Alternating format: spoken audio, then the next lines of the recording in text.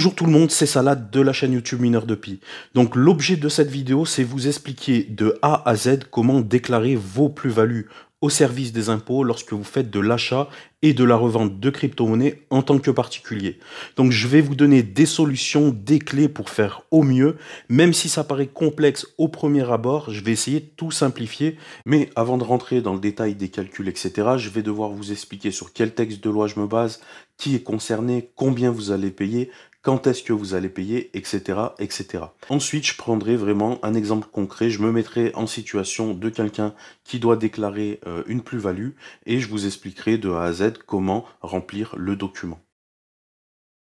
Mais avant de commencer, la première chose à faire vis-à-vis du fisc, c'est déclarer son compte d'actifs numériques ouvert à l'étranger. Donc j'ai fait une vidéo pour expliquer comment faire cela et cette vidéo, vous la retrouvez sur ma chaîne, c'est celle qui s'affiche à l'écran. Donc le but ultime de la vidéo en cours, c'est de vous aider à remplir l'une de ces deux cases dans votre déclaration de revenus. Une de ces deux cases, puisque soit vous allez être en plus-value, c'est-à-dire que vous avez dégagé un bénéfice et vous allez devoir payer de l'impôt sur cette plus-value, et on verra après combien, ou soit vous allez être en moins-value, et là vous n'aurez pas d'impôt à payer bien sûr. Mais dans tous les cas, que vous ayez perdu de l'argent ou gagné de l'argent, il va falloir remplir une de ces deux cases. Donc premièrement, à quel moment vous allez devoir payer? Eh bien, imaginons que vous avez acheté et vendu des crypto-monnaies pendant l'année 2019. Eh bien, pendant l'année 2019, vous n'allez payer aucune taxe. Par contre, lors de l'année suivante, c'est-à-dire en 2020, vous allez devoir réaliser votre déclaration sur le revenu 2019. Et c'est à ce moment-là que vous allez devoir remplir l'une des deux fameuses cases plus-value ou moins-value dans la déclaration de revenus. Ensuite, au mois de septembre, le fisc vous réclamera normalement les taxes dues sur cette plus-value si elle a eu lieu. Donc concrètement, vous faites des plus-values en 2019 et vous payez en 2020. Donc, à qui s'adresse tout le contenu de cette vidéo? Eh bien, ça va s'adresser aux particuliers comme vous et moi qui achetons, qui vendons de la crypto-monnaie de façon occasionnelle. J'insiste sur le terme occasionnel parce que c'est le terme qu'emploie l'État. Si vous tradez de manière intensive, comme un vrai trader professionnel, là, il faut que vous changiez de statut et que vous passiez en mode professionnel, c'est-à-dire que vous ouvriez une entreprise. Donc l'imposition abordée dans cette vidéo, c'est la nouvelle imposition mise en place depuis 2019 sur les actifs numériques. Donc c'est trois textes qui font à peu près la taille que vous voyez à l'écran.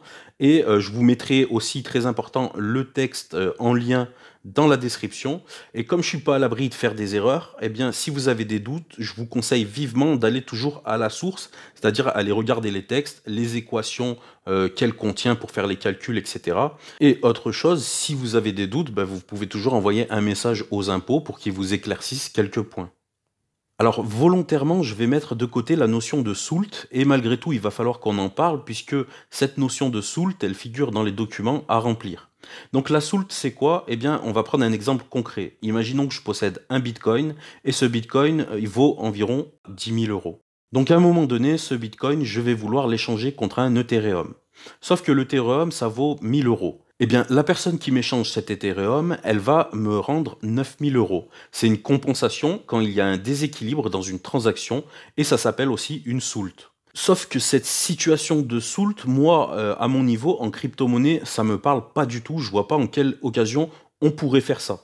Car la solution la plus simple, c'est qu'un bitcoin, c'est quelque chose de sécable, c'est-à-dire qu'on peut le diviser.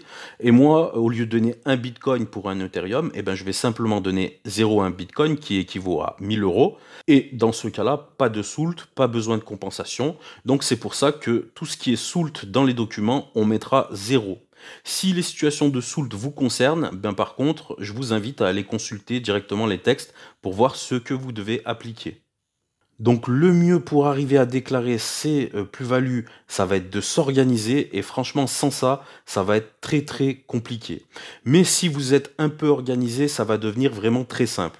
Et en plus pour cette organisation, vous avez besoin d'un très petit budget. Il va vous falloir un cahier, une calculatrice et si vous pouvez l'application Blockfolio ou une application équivalente. En tout cas, Blockfolio, c'est une application gratuite qui permet de centraliser l'information de toute votre crypto-monnaie. Donc, c'est-à-dire que Blockfolio, vous allez mettre à jour vos informations dedans. Elle ne contient aucune crypto-monnaie, mais vous allez lui dire, ben, sur Binance, j'ai 2 bitcoins. Sur un autre wallet, eh ben, j'ai tant d'Ethereum. Et cette application vous permet de tout compiler et vous donner des informations en temps réel. Et c'est très pratique pour connaître son portefeuille total de crypto. Et ce chiffre, on va en avoir besoin. Après, vous pouvez toujours le calculer manuellement, mais je vous conseille quand même de télécharger Blockfolio. C'est super quand on fait de l'achat et de la vente de crypto. Voilà, prenez un petit remontant, on va rentrer dans le vif du sujet. Alors, imaginons que vous avez 10 000 € et que vous décidiez d'investir dans la crypto. Eh bien, vous allez décider d'acheter un bitcoin, par exemple, à 10 000 €. Quelques temps plus tard, peut-être un an, peut-être 5 ans plus tard, la valeur du bitcoin a atteint 11 000 € et vous décidez de le revendre. Donc, c'est ce qu'on appelle une cession d'actifs numériques. C'est-à-dire que vous avez vendu de la crypto-monnaie contre des euros. Ça peut être des fiat, c'est-à-dire des dollars ou d'autres monnaies étant régulées par des États, etc. Donc, imaginons que c'est la seule cession d'actifs numériques de l'année que vous avez réalisée. Et sur cette cession, vous allez être soumis à une taxe. Eh bien, cette taxe ne va pas s'appliquer sur les 11 000 €, ce serait injuste, mais elle va s'appliquer seulement sur votre plus-value. Donc la plus-value, finalement, c'est le bénéfice que vous avez gagné. Vous avez investi 10 000 €, vous ressortez avec 11 000 €, votre plus-value est donc de 1 000 €. Et sur ces 1 000 €, vous allez être taxé de 30%. Donc, conséquence, votre bénéfice, il est de 700 € puisque vous allez donner 300 € à l'État. Alors, ces taxes, il est intéressant de le savoir. Une partie va dans les cotisations sociales, notamment par exemple pour la sécurité sociale, pour soigner les gens, etc. Et une partie rentre dans l'impôt sur le revenu. Donc, ça concerne le budget de l'État pour les écoles, les routes, etc. Donc la situation qu'on a sous les yeux, c'est une seule transaction en une année qui est plutôt simple avec aucune complexité. Donc on va prendre une situation un peu plus complexe. Donc on repart avec notre somme de 10 000 € que l'on va investir dans la crypto-monnaie. Donc c'est notre prix d'acquisition. Je l'investis dans un bitcoin à 10 000 € et imaginons que la valeur du bitcoin monte. Ensuite, je décide d'échanger mon bitcoin contre de l'Ethereum, par exemple. Et là, mauvaise transaction puisque quelques temps plus tard, l'Ethereum chute. Pas grave, je connais un bon projet qui a de l'avenir, le Chiliz par exemple. J'investis dedans et le Chiliz monte. Donc jusqu'à présent, dans ma situation, j'ai simplement injecté des euros dans la crypto-monnaie. J'ai ensuite fait des échanges de crypto à crypto. Et bonne nouvelle, ces échanges de crypto à crypto ne sont pas imposables dans les textes. Il est dit que ce sont des opérations intercalaires. Donc je peux garder ma crypto tant que je veux. Je peux l'échanger contre d'autres cryptos même durant des années. Je n'aurai pas de taxes à payer sur ces opérations. Et les taxes, vous allez devoir les payer sur les plus-values, sur les cessions d'actifs numériques, lorsque vous échangez finalement vos cryptos contre des euros. Mais c'est pas seulement la seule occasion où vous allez devoir payer des taxes. Ça va être aussi le cas si vous achetez avec votre crypto-monnaie des biens ou des services. Il y en a beaucoup qui pensent qu'en achetant des choses, par exemple, ils se disent au lieu de réinjecter l'argent dans mon compte, je vais acheter des biens avec, peu importe, des ordinateurs, etc. Et j'ai pas d'impôt à payer comme ça dessus. Eh ben non, finalement, puisque vous avez fait de la plus-value, vous achetez quelque chose avec, donc l'État veut taxer votre plus-value.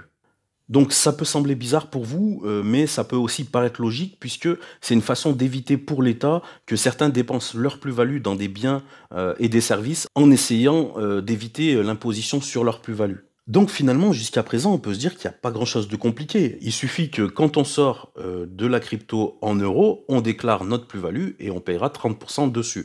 En fait, ça va être beaucoup plus compliqué que ça, puisque vous allez peut-être pas vouloir sortir toute votre crypto en même temps. Vous allez peut-être à un moment donné décider de convertir en euros une petite partie de votre crypto. À tout moment, vous pouvez aussi réinjecter par exemple 5000 € dans une crypto quelconque et vous allez acheter de temps en temps des biens, de temps en temps des services, etc.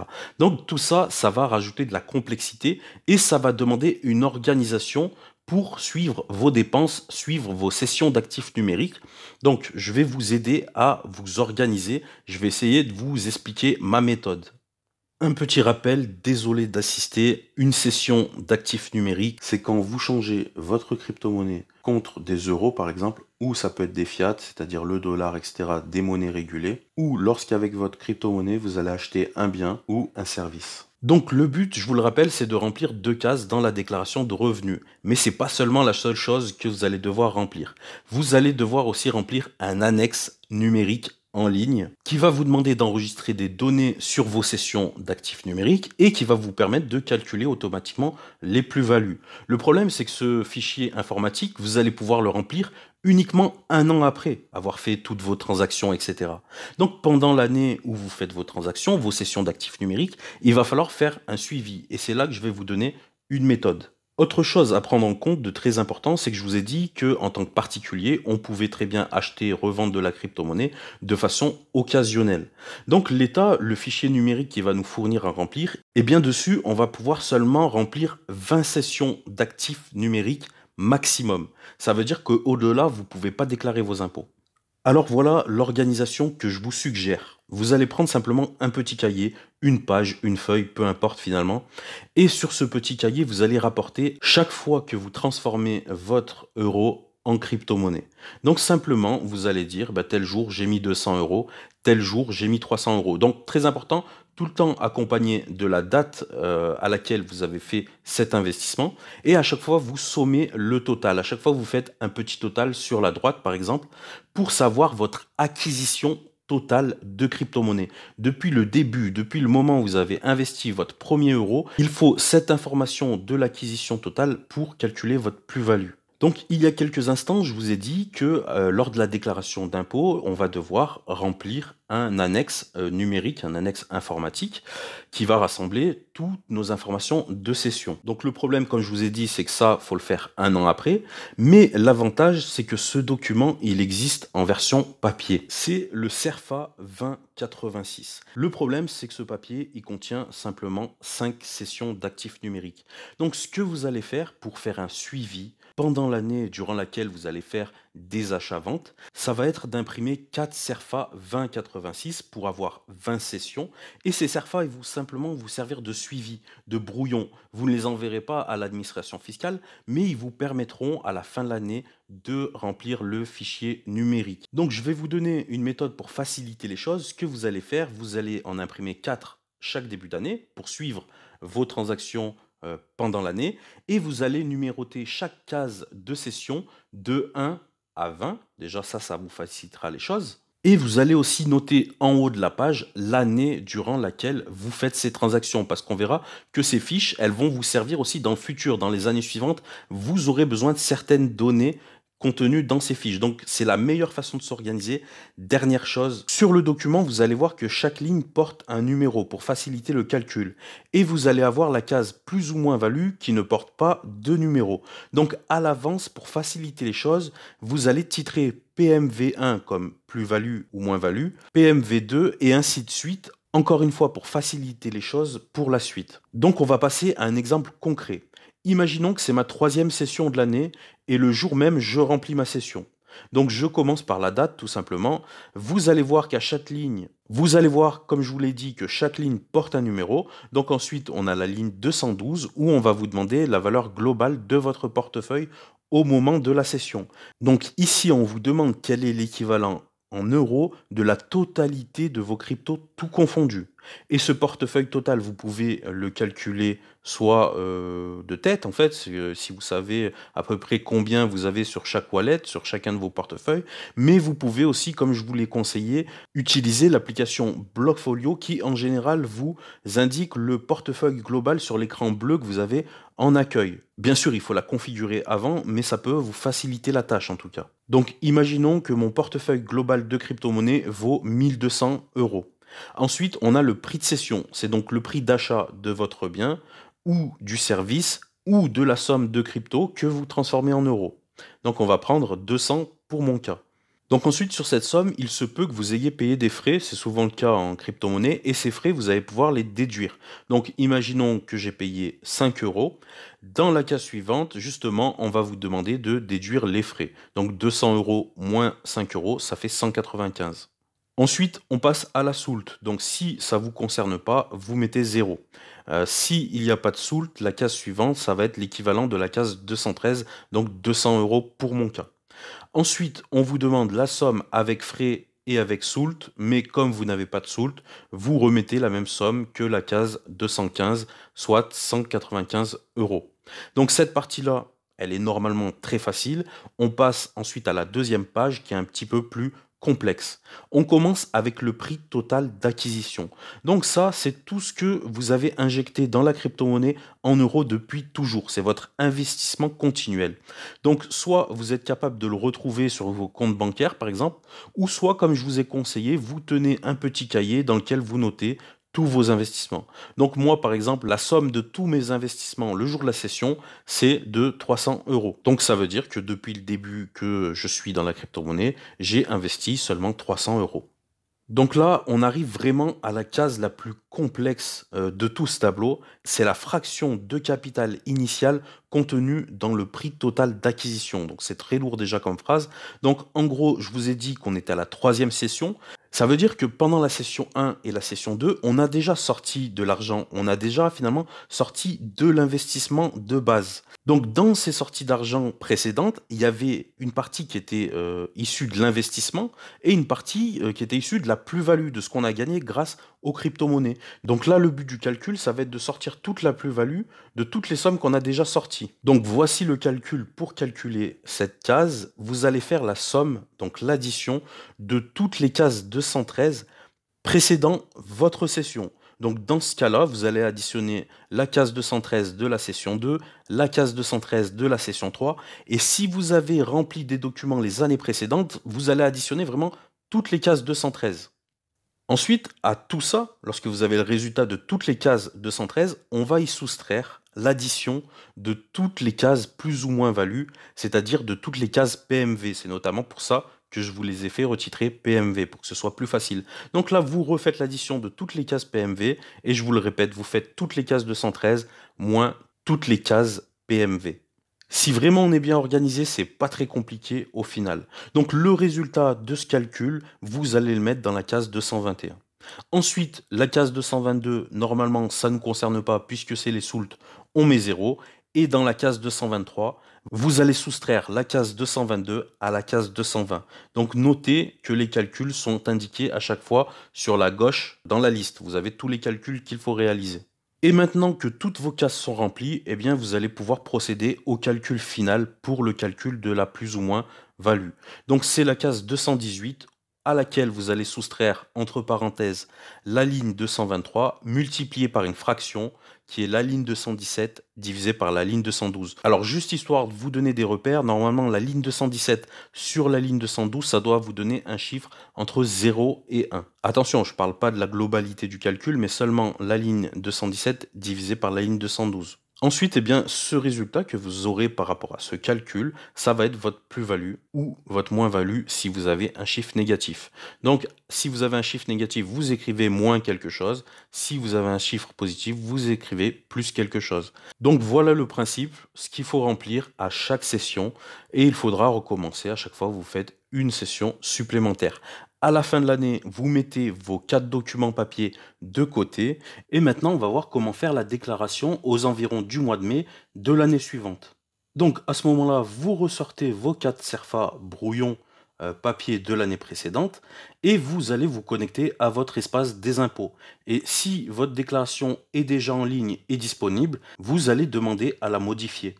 Vous allez faire passer jusqu'à l'étape 3 et ici vous allez avoir un petit outil de recherche et vous allez simplement écrire 3AN. Ensuite, ça va vous demander si vous voulez ajouter les cases plus ou moins values dans votre déclaration. Eh bien, c'est ce que vous voulez faire, donc vous allez faire valider. Ensuite, toujours sur la même page, vous allez avoir une mention déclaration annexe. Donc vous allez cliquer dessus et là vous allez avoir un listing d'annexes et vous allez choisir normalement celui qui est le dernier qui s'intitule 2086. Donc c'est l'équivalent en numérique du brouillon que vous devez avoir sous les yeux. Donc ensuite, très important, vous passez à l'étape suivante et normalement à ce moment-là, dans la marge à gauche, vous allez voir apparaître ce fameux document 2086. Vous cliquez dessus Et dans plus-value réalisée directement, vous allez mettre le nombre de sessions que vous allez réaliser l'année précédente. Donc si vous avez fait 10 sessions par exemple, vous mettez 10. Je vous rappelle qu'ici, vous ne pouvez pas mettre plus de 20 sessions. Donc ensuite, donc très important sur cette page, vous avez la notice. Donc si vous avez le moindre doute, n'hésitez pas à la consulter. Et là, en validant, vous n'avez plus qu'à remplir les cases grâce à votre brouillon réalisé l'année précédente. Et l'avantage, c'est que la plupart des cases vont se calculer de façon automatique et ça fait que vous pourrez vérifier vos calculs qu'il y a sur le brouillon. Donc lorsque vous avez fini de remplir le fichier, ça va vous indiquer votre plus ou moins value sur l'année. Donc cette somme qui va vous être indiquée, c'est cette somme qu'il faudra reporter dans la déclaration, dans la fameuse case 3AN. Donc vous notez bien la plus-value globale ou la moins-value que vous indique le fichier de calcul à la fin.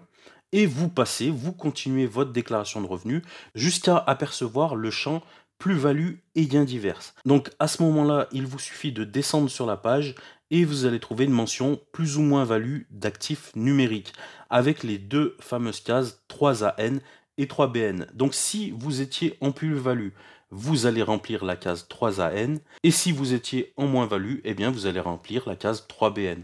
Au final, si vous mettez quelque chose, une somme dans la case 3AN, ça veut dire que vous allez payer 30% de cette somme-là. Alors, il faut savoir qu'il y a une exonération d'impôt, mais qu'il y a des conditions très restrictives. C'est si la totalité du prix de vos sessions, plus votre plus-value, n'excède pas 305 euros. Donc, je pense que c'est super rare de se retrouver dans ce cas-là, mais potentiellement c'est possible. Donc là, vous n'aurez pas à déclarer de plus-value.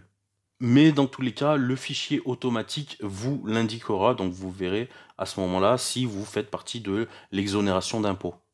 Donc pour finir cette vidéo, aussi une petite précision, dans les textes de loi, il est question de la réception de crypto-monnaies à titre gratuit, donc par exemple les airdrops, lorsqu'on vous distribue gratuitement de la crypto-monnaie, il nous indique que la valeur à retenir pour cette réception de crypto-monnaie gratuite, c'est la valeur de la crypto-monnaie au jour où on vous l'a donnée. Donc concrètement, si vous recevez, je vous dis n'importe quoi, un exemple, de la crypto-monnaie qui vaut 2 euros l'unité, vous allez déclarer une acquisition à 2 euros l'unité et pas une acquisition à 0 euros. Donc ça, c'est plutôt positif parce qu'en fait, ça permet d'intégrer la crypto-monnaie reçue gratuitement dans son capital. Voilà, comme je vous ai dit, je ne suis pas infaillible. Il existe des forums spécialisés où vous pouvez faire part de vos problèmes. Si vous avez des doutes, vous pouvez aussi consulter les impôts directement. En tout cas, de par cette vidéo, j'espère vous avoir un minimum orienté parce que c'est vrai que c'est pas facile quand on va même sur des forums un peu spécialisés. Il y a même des informations qui sont confuses et contradictoires. Donc voilà, j'espère vous avoir aidé. C'était Salade de la chaîne YouTube Mineur de Pi. Je vous souhaite un bon minage à tous et rendez-vous sur le chat du Pi.